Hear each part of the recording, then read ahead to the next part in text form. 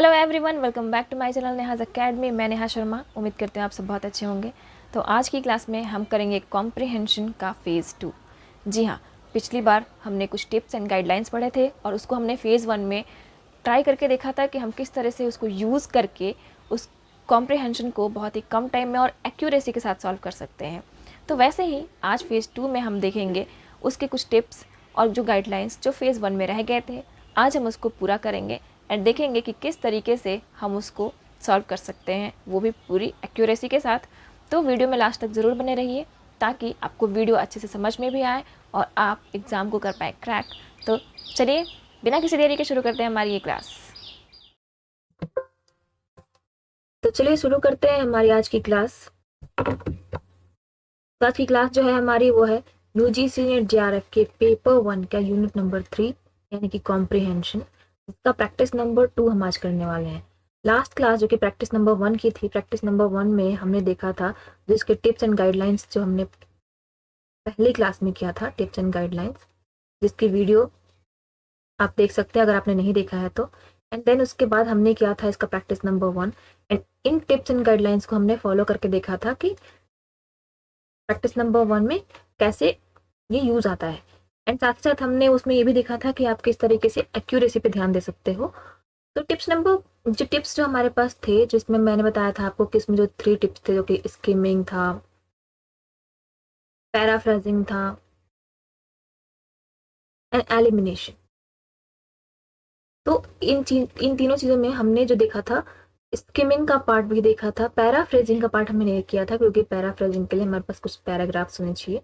तो आज की क्लास में हम जो प्रैक्टिस नंबर 2 है, इसमें हम पैराफ्रेजिंग पे भी ध्यान देंगे एंड साथ ही साथ इन दोनों टिप्स को भी फॉलो करके देखेंगे कि किस तरीके से हम उन सारे टिप्स एंड गाइडलाइंस को फॉलो करके अपना पैसेज या फिर कॉम्प्रिहेंशन इनको सॉल्व कर सकते हैं, वो भी एक्यूरेसी के साथ और वो भी सारे, तो ताकि आपका प्रैक्टिस भी अच्छे से हो और आप एग्जाम में बहुत अच्छा कर पाए।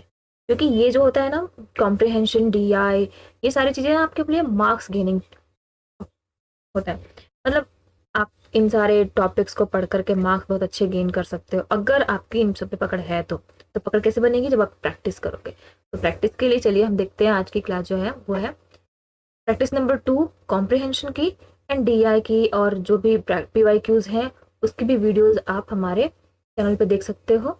तो जरूर देखिए ताकि आपको इससे फायदा मिल सके। चलिए देखते हैं हमारी जो आज की पैसेज है वो क्या है। पैसेज में है ecosystems provide people with a variety of goods and services.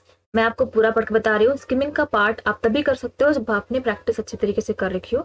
3-4 bar practice कर लेने के बाद आप स्किमिंग ऐसे करते रहोगे। डायरेक्ट आप क्या करोगे? Ecosystem, people, variety of goods, services, food, clean water, air, food control, soil stabilisation, pollination, climate regulation, spiritual fulfilment, aesthetic enjoyment. तो इस तरीके से आप जो ये सारे सब है ना, जो बार बार रिपीट होते रहते हैं हमारे सेंटेंस में, इन सब चीजों को अगर आप नहीं भी पढ़ते हो तब भी आपको कोई फर्क नहीं पड़ता।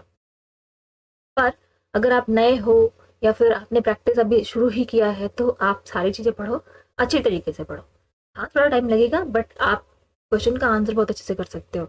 ये जो बीच बीच वाला जो गैपिंग है ना, इसको वही लोग कर सकते हैं जिनकी प्रैक्टिस कम से कम 10 से ऊपर हो चुकी हो। तो वो ये स्किमिंग का पार्ट दोहरा सकते हैं, कर सकते हैं, आराम से कर सकते हैं। लेकिन जो पहले नए हैं वो चाहे तो सिर्फ पूरा पढ़े। जैसे अगर आपको पूरा पढ़ना है तो आप पूरा पढ़िए। पूरा पढ़ने से क्या होगा, आपको और अच्छे से समझ में आएगा। तो ecosystems provide people with a variety of goods and services such as food, clean water, clean air, food control, soil stabilization, pollination, climate regulation, spiritual fulfillment and aesthetic enjoyment, to name just a few। मतलब क्या कह रहा है कि ecosystem जो है, अब ecosystem किसको कहते हैं? तो इकोसिस्टम मतलब हम जहाँ पे रहते हैं वहाँ की सारी चीजें, मतलब प्रोडक्ट से लेकर के प्रोड्यूसर्स जिन्होंने उसको बनाया है, right, and then consumers, environment,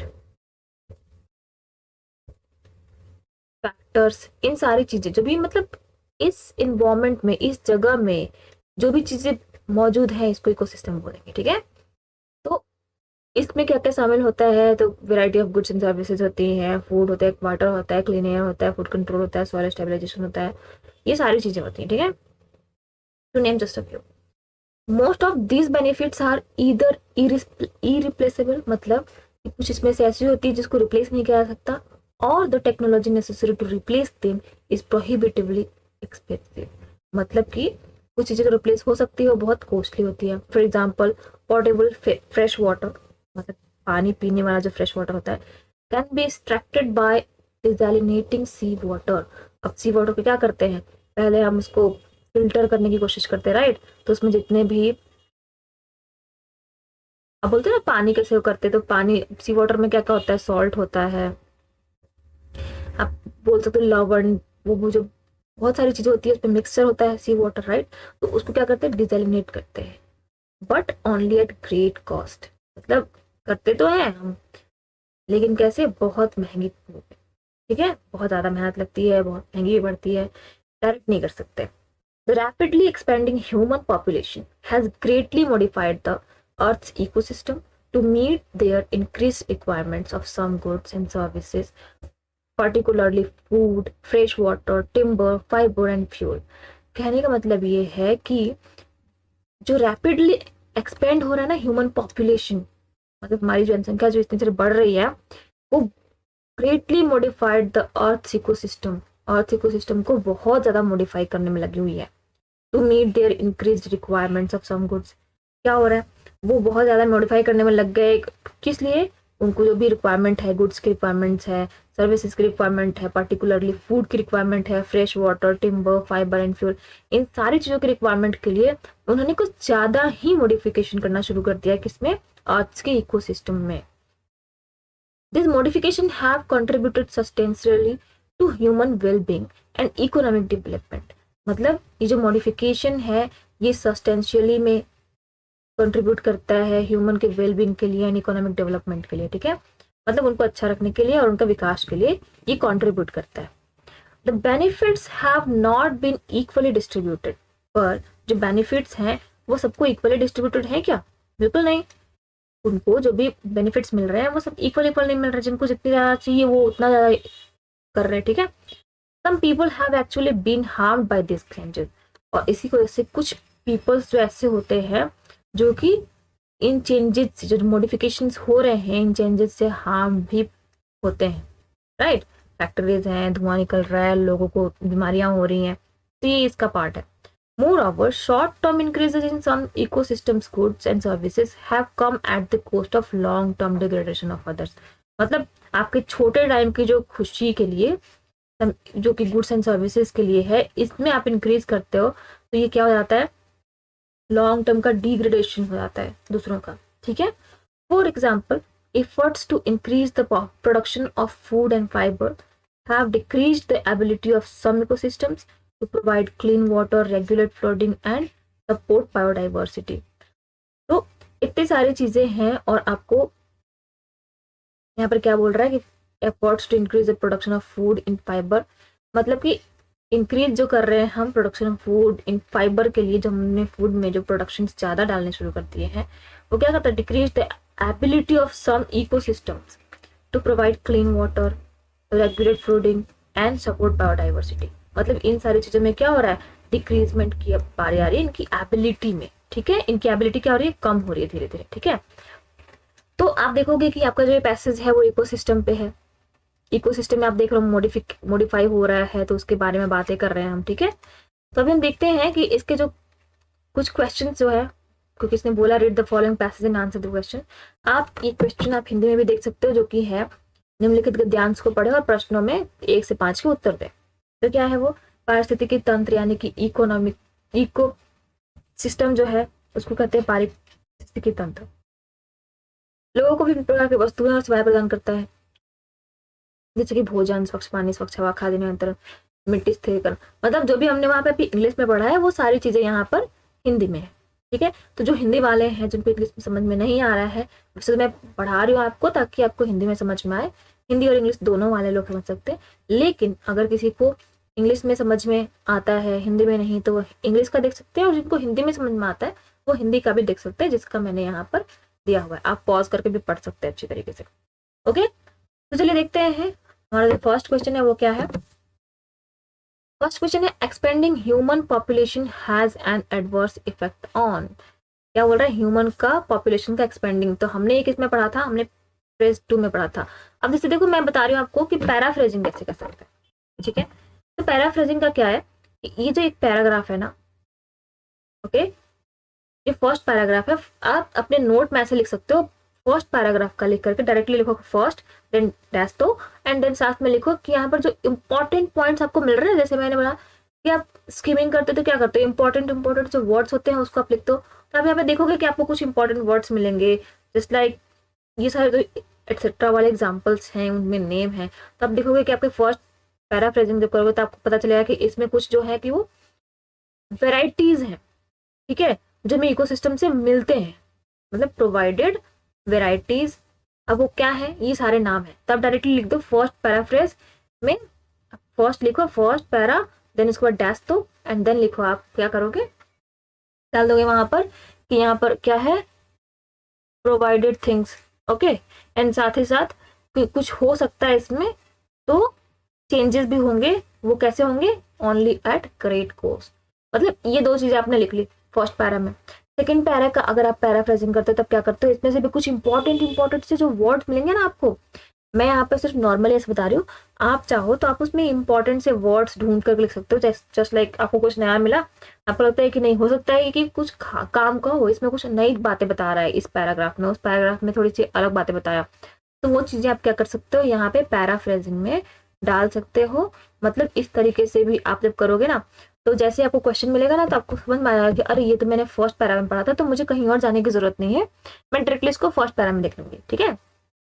तो इस तरीके से आपका टाइम भी बचेगा। अब क्या होता है कई बार कि आपने पूरा पैराग्राफ पढ़ा नहीं पढ़ा, क्योंकि होता है बहुत बड़ा बड़ा सा होता है, तो आप शायद ना भी पढ़ो, तो आप क्या करते हो कि आप जो भी क्वेश्चन आता है आप उसका क्वेश्चन का एक एक वर्ड देख लेते हो, और क्वेश्चन को क्या करते हो, ढूंढने चले जाते हो वहां पर। और वहां पर ढूंढते हो तो हर पूरा शुरू से ढूंढना पड़ता है आपको।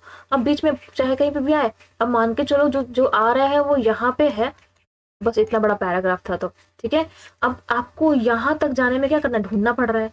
पर अगर आप पैराफ्रेजिंग करते हो तो क्या करते हो, पैराफ्रेजिंग में पता है कि ये जो पार्ट है, ये जो वर्ड आ रहा है, ये वर्ड हमारे सेकंड पैराग्राफ में था, तो हम क्या करेंगे, सबसे पहले सेकंड पैराग्राफ में जाएंगे। अब सेकंड में हमने देखा कि यहीं पे तो वर्ड मिल गया, तो हम यहीं पर उसका आंसर कर ले रहे हैं, तो हमें ना फर्स्ट पैराग्राफ फिर पढ़ने की जरूरत नहीं पड़ रही। तो इसमें क्या हो रहा है, टाइम की बचत भी हो रही है, और आप आराम से उस पैरा पर पहुंच करके अपने क्वेश्चन का आंसर ढूंढ सकते हो। ओके, तो चलिए देखते हैं हमारा कि ये क्या है, एक्सपेंडिंग ह्यूमन पॉपुलेशन। तो एक्सपेंडिंग वर्ड हमें कहाँ मिला था, एक्सपेंडिंग वर्ड हमें मिला था सेकंड पैरा में। देखते हैं हमारा सेकंड पैराग्राफ में क्या कह रहा था। अभी देखिए यहाँ पे क्या है, the rapidly expanding human population, expanding word आया यहाँ पे, कलर चेंज कर देती हूँ, एक्चुअली समझ में आएगा आपको। देखो यहाँ पे एक्सपेंडिंग वर्ड मिला, expanding human population has greatly modified the earth's ecosystem to meet their increased requirements। ठीक है, तो आप चाहो तो इस जो भी जहां पे वो वर्ड मिल रहा है, आप टोटल उसका जो एक सेंटेंस जो बना हुआ है उसको पढ़ लो और समझो कि ये क्या बोलने की कोशिश कर रहा है। देन हम तुरंत चलेंगे हमारे, अब देखो क्वेश्चन की तरफ हम आ गए। क्वेश्चन में क्या बोल रहा है, expanding human population has an adverse effect on, बढ़ती मानव जनसंख्या का प्रतिकूल प्रभाव पड़ता है किस पर। तो चलिए देख लेते हैं किस पर पड़ रहा है, स्पिरिचुअल फुलफिलमेंट। स्पिरिचुअल फुलफिलमेंट के बारे में तो इसमें कुछ बोला ही नहीं है इस पैराग्राफ में, जितना हमने पढ़ा, हमने जितना वर्ड्स लिखा। अब जैसे हमने पैराग्राफ के जो भी पैराफ्रेजिंग करी, तो हमने जो वर्ड लिखा है यहाँ पे कि इसमें ये इंपॉर्टेंट वर्ड्स मिला था, इसमें ये मिला था, तो उसमें हमें स्पिरिचुअल फुलफिलमेंट मिला ही नहीं, तो हम क्या करेंगे, इस पर जाएंगे ही नहीं। क्या लिखा, ऑफ पोर्टेबल फ्रेश वाटर। तो जो भी एडवर्स इफेक्ट किस पे पड़ता है, पोर्टेबल फ्रेश वाटर पे तो पड़ता है, हाँ, पानी पीने योग्य जो होता है उस पर तो एडवर्स इफेक्ट पड़ता ही है, हमें ज्यादा अगर पॉपुलेशन आती है तो ज्यादा पानी करना पड़ता है, ठीक है। तो ये एक आ गया। सेकेंड है सी नंबर जो है एम्प्लॉयमेंट। तो एम्प्लॉयमेंट के बारे में तो इसमें कुछ बोला ही नहीं इस पैराग्राफ में, हमें उतना ही करना है जितना पैराग्राफ में बोला हुआ है, ठीक है, हमें ज्यादा सोचने की जरूरत नहीं है इसमें। तो हमने देखा कि एम्प्लॉयमेंट के बारे में भी कुछ नहीं बोला। डी क्या है, बायोडाइवर्सिटी। तो जी हाँ, बायोडाइवर्सिटी के बारे में बात की थी कि इस पर भी क्या होता है, प्रतिकूल प्रभाव पड़ता है। जैसे देखो मैं दिखा दूं आपको, बायोडाइवर्सिटी के बारे में बताया एंड सपोर्ट बायोडाइवर्सिटी। तो इस बारे में बोला था उसने कि ये डिक्रीज अमाउंट में हो रहा है, राइट, यानी कि इस पर जो पड़ रहा है इसका जो है वो प्रतिकूल प्रभाव पड़ रहा है, एडवर्स इफेक्ट पड़ रहा है। ओके, तो चलिए देखते हैं, तो हमारा आंसर क्या हो जाएगा, ये एक तो बी मिल रहा है, एक डी मिल रहा है, तो ये दोनों ऑप्शन किस में है, बी एंड डी, यानी कि ऑप्शन नंबर थर्ड जो कि हमारा करेक्ट आंसर। ठीक है, तो चलिए देख लेते हैं जी, ये है ऑप्शन नंबर थर्ड। तो चलिए देखते हैं सेकंड क्वेश्चन। होप आपको समझ में आया हो ये क्वेश्चन, और समझ में ये भी आया हो कि पैराफ्रेजिंग कैसे कर सकते हैं। ठीक है, तो देखो किसी भी चीज का कोई भी फॉर्मूला हो सकता है, कोई भी टिप्स हो सकते हैं, बशर्ते आपको उस पर मेहनत करने की जरूरत है। तो आप खुद भी बना सकते हो कि हम कैसे इसको शॉर्टली कर सकते हैं, कैसे इसमें कुछ फॉर्मूला लगा सकते हैं ताकि हमारा क्वेश्चन बहुत ही इजीली बने, बहुत ही कम टाइम में बने और एक्यूरेसी के साथ बने, राइट। ये तभी होगा जब आप सब मेहनत करेंगे। ठीक है, तो यहाँ पर जो कुछ चीजें मैं डाल रही हूँ वो मेहनत वाली चीजें हैं, तो होपफुली आपको समझ में आ रही होंगी, और थोड़ी बहुत मेहनत आपको प्रैक्टिस के साथ ही करनी पड़ेगी ताकि आप इसमें बहुत अच्छी तरीके से, मतलब आपकी प्रैक्टिस आपके लिए बहुत ही हेल्पफुल साबित होगी, राइट। प्रैक्टिस से ही तो आपने सुना होगा प्रैक्टिस मेक्स परफेक्ट, राइट। तो प्रैक्टिस जो है वो आपको परफेक्ट बनाती हैं। कैसे, जब आप करोगे तो समझ में आ जाएगा। चलिए देखते हैं सेकंड क्वेश्चन क्या है। सेकंड जो है, the passage mentions that some people have actually been harmed by these changes. अभी चेंजेस की बात कर रहा है और हार्म की बात भी कर रहा है। अब हार्म्ड हमने कहाँ देखा था, कहाँ पे मिला था हमें, ये कुछ पीपल्स जो है वो हार्म्ड होते हैं चेंजेस से, तो ये कहाँ मिला था हमें, सेकंड पैरा में मिला था। तो हम तुरंत चलेंगे कहाँ, सेकंड पैरा की तरफ चलेंगे। तो देखते हैं सेकंड पैरा कहाँ है, ये रहा।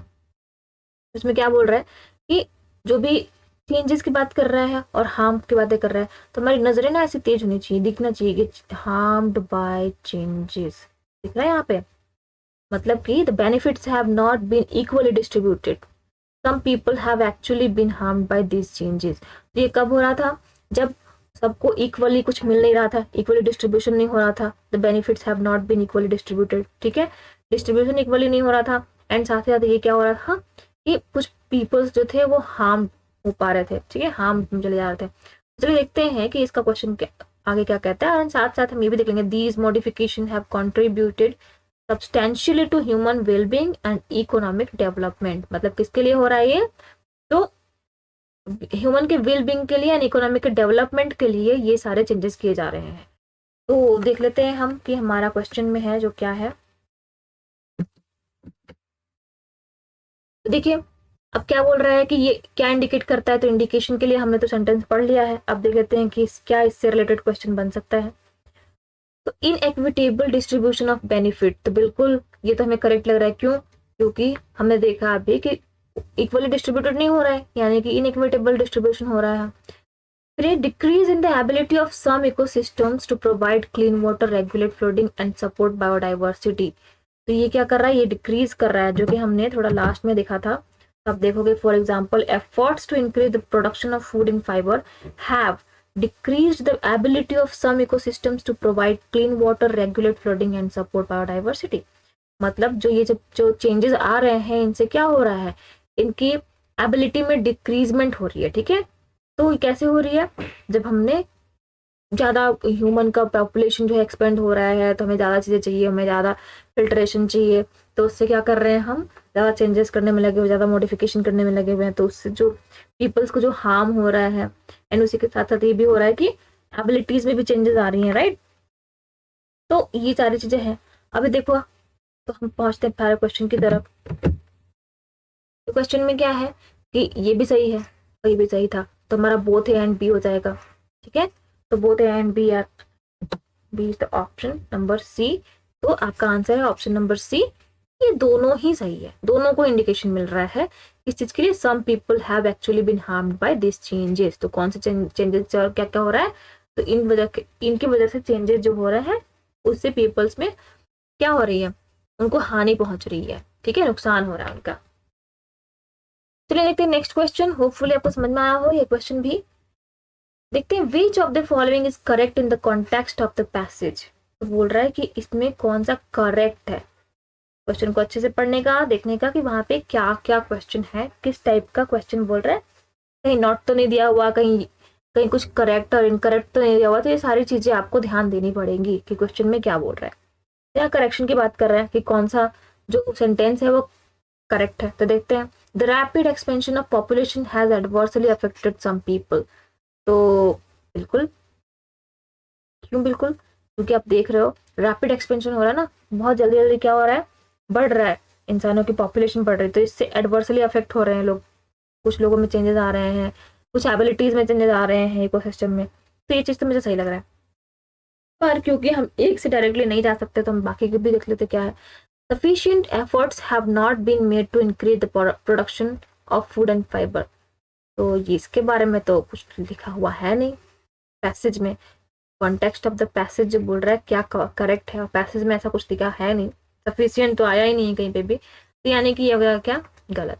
फिर क्या, in the short term some people may be harmed, short term के लिए some people may be harmed, but in the long term everyone will benefit from modification in the earth ecosystem. तो सिर्फ शॉर्ट टर्म के लिए peoples तो harm नहीं हो रहे ना, शॉर्ट टर्म के लिए हम क्या कर रहे हैं, हमारी जो रिक्वायरमेंट है उसको पूरा करने के लिए जो पीपल्स जो है वो क्या हो रहे हैं, हार्म हो रहे हैं काफी लंबे टाइम तक के लिए, इन लॉन्ग टर्म्स के लिए, ठीक है। तो मतलब ये भी जो है वो भी गलत है। तो यहाँ पर क्या हो जाएगा, option number A, none of the भी पूछ रहा है, तो हमारा ऑप्शन नंबर ए करेक्ट लग रहा है, तो हम सिर्फ ए पे जाएंगे। हिंदी में देख लो, जनसंख्या के तीव्र विस्तार ने कुछ लोगों पर प्रतिकूल प्रभाव डाला है। तो बिल्कुल, भोजन और फाइबर का उत्पादन बढ़ाने के लिए पर्याप्त प्रयास नहीं किए गए हैं। तो बिल्कुल प्रयास तो किए जा रहे हैं ना, तो ये तो गलत हो गया। अल्पावधि में कुछ लोगों को नुकसान हो सकता है, लेकिन दीर्घावधि में पृथ्वी के पारिस्थितिकी तंत्र में संशोधन से सभी को लाभ होगा। तो ये भी तो गलत, क्योंकि सिर्फ छोटे टर्म में थोड़े ना लोगों को नुकसान हो रहा है, बड़े टर्म में भी हो रहा है, ठीक है। तो ये भी गलत। अब एक हमें मिल गया है, इसलिए डी तो ऑप्शन होगा नहीं, तो हमारे पास ऑप्शन क्या हो जाएगा, ऑप्शन नंबर ए। तो ये रहा हमारा option number A correct answer. तो होप आपको ये क्वेश्चन आंसर भी समझ में आया हो। देखते हैं हमारा फोर्थ क्वेश्चन क्या है। According to the passage which of the following can be taken as the main reason for the modification of the earth's ecosystem। मतलब पैसेज के अकॉर्डिंग कौन सा यहाँ पर मेन रीजन जो है वो modification of the earth ecosystem में शामिल किया गया है। तो क्या है वो, टेक्नोलॉजी के बारे में बात नहीं किया, इंक्रीजिंग पॉपुलेशन के बारे में बात किया, lack of an integrated approach इसके बारे में भी कोई बात नहीं किया, तो ऑल ऑफ द अबव तो होने से रहा। तो यानी कि हमारा ऑप्शन क्या हो जाएगा, option number be increasing population. Paragraph में दिखाया गया है कि जब भी एक्सपेंड हो रहा है पॉपुलेशन तो उसकी वजह से कितने सारे इफेक्ट्स पड़ रहे हैं। तो इसका मेन रीजन क्या हो रहा है मॉडिफिकेशन के लिए, इंक्रीजिंग पॉपुलेशन, जितना ज्यादा आबादी बढ़ रही है उतने ज्यादा मॉडिफिकेशन करने पड़ रहे हैं। ओके, तो इसका ऑप्शन क्या हो जाएगा, इसका आंसर है ऑप्शन नंबर बी। ओके, तो चलते हैं आज के लास्ट क्वेश्चन की तरफ, जो कि है which of the following can be considered as the most suitable title for the passage. इसमें से क्या कंसीडर किया जा रहा है, सब क्या सुटेबल टाइटल। तो इसमें सुटेबल टाइटल क्या हो सकता है, चलो देखते क्या हो सकता है। Our natural resources, no. Modification of our ecosystem, तो इकोसिस्टम में मॉडिफिकेशन तो हो रहा है, तो ये प्रोबेबली हो सकता है, पर देख लेते हैं आगे भी कुछ अगर मिल गया तो। नेचुरल रिसोर्सेज नहीं हो सकता, क्योंकि नेचुरल रिसोर्सेज में रिसोर्सेज को ज्यादा इंपॉर्टेंस दिया जाता, अगर ये हम इसका सुटेबल टाइटल माने तो, पर उसमें तो ऐसा कुछ है नहीं, तो ये गलत हो जाएगा। Harmful effect of the increase in human population, तो सिर्फ ह्यूमन पॉपुलेशन के इंक्रीमेंट से हार्मफुल इफेक्ट्स के बारे में भी तो बातें नहीं कर रहा ना, हमारे यहाँ पर बात ही कर रहा है मॉडिफिकेशन की, तो ये तो गलत। Human interference in our ecosystem, तो ये भी गड़बड़, क्योंकि ये हस्तक्षेप के बारे में बात नहीं कर रहा है, इंटरफेरेंस के बारे में बात नहीं कर रहा है, यहाँ बात क्या कर रहा है मॉडिफिकेशन के बारे में। तो जो प्रोबेबिलिटी हमने माना था वही हो जाएगा इसका करेक्ट आंसर, मॉडिफिकेशन और ऑफ आवर इकोसिस्टम। ओके, तो होपफुली आपको इन सारे क्वेश्चंस के आंसर करते हुए बिल्कुल एक्यूरेसी मिली होगी। एंड अगर आपको ये भी समझ में आ गया होगा आज की आपने पैराग्राफ जो किया है वो कितने अच्छे तरीके से किया है, और कैसे आप पैराफ्रेजिंग कर सकते हो, और कैसे आप अपना टाइम बचा सकते हो कॉम्प्रिहेंशन को करने में। ओके, तो आप ऐसे करो कि आपका ना मैक्सिमम क्वेश्चन के जो आंसर्स हो वो सही हो, तो तभी होंगे जब आप क्वेश्चन को अच्छे तरीके से प्रैक्टिस करोगे, एंड कुछ टिप्स जो भी हैं वो भी आप फॉलो करोगे, ताकि आपके क्वेश्चंस बहुत इजीली सॉल्व हो, बहुत एक्यूरेसी के साथ हो, और कॉन्सिस्टेंटली सॉल्व होते जाए। ठीक है, सो होपफुली आपको ये वीडियो बहुत अच्छी लगी हो। लगे तो प्लीज़ लाइक कर दीजिए, दोस्तों के साथ शेयर करें एंड चैनल को सब्सक्राइब करना ना भूलें। बेल आइकन तो बिल्कुल प्रेस करें ताकि आपको लेटेस्ट जो भी वीडियोस हों उसकी अपडेट आपको बहुत जल्दी मिल सके और आप बहुत अच्छे से तैयारी कर सके। Wish you very all the best for your preparation and for your exam. अगर आपने अभी तक फॉर्म फिल नहीं किया है तो प्लीज़ कर लीजिए, क्योंकि अब आपके पास सिर्फ रह गए हैं 2 दिन। तो इन 2 दिनों में आपको फॉर्म भी फिल करना है, क्योंकि लास्ट डे में मैंने पहले बताया था कि सर्वर्स डाउन हो जाते हैं। तो प्लीज़ कर लीजिए फॉर्म फिल अगर हो पाता है तो, ताकि आपको कोई प्रॉब्लम ना हो और आप एग्जाम में अच्छे तरीके से बैठ सके। तो थैंक यू सो मच।